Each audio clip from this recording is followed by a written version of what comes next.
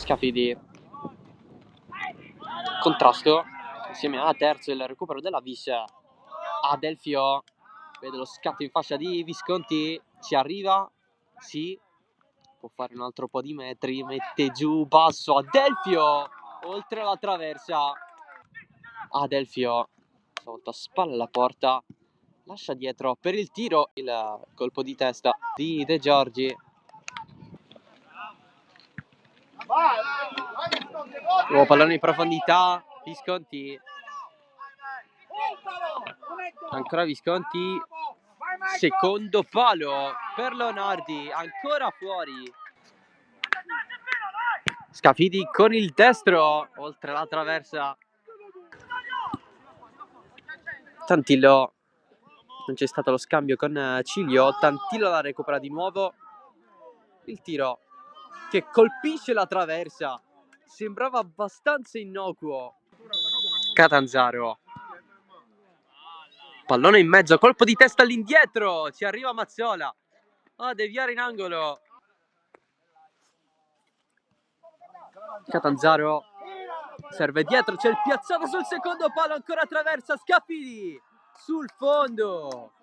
Gaziano avanza Alex Monreale, giù Cilio, la protegge con le gambe, è bravissimo in questo, anche senza fallo. Il contrasto da dietro, non c'è fallo secondo l'arbitro. Ancora la squadra di Fresco che stavolta cambia lato. Scurato, passaggio in mezzo, c'è il gol da parte di Cilio, ma non è valido perché l'arbitro aveva interrotto tutto prima. Il contrasto che vuole vincente Viviano ci riesce. Scurato gira, spazio, Catanzaro, calcia Catanzaro.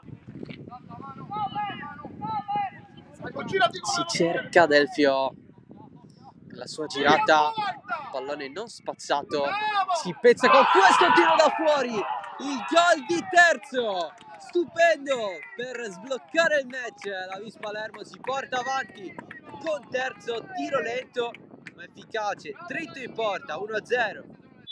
Punizione di Catanzaro in mezzo a un passo dal colpo di testa Viviano. Passaggio per Scrimenti, lascia tutto dietro, Pirrera, cross profondo e c'è il colpo di testa sulla traversa, assurdo!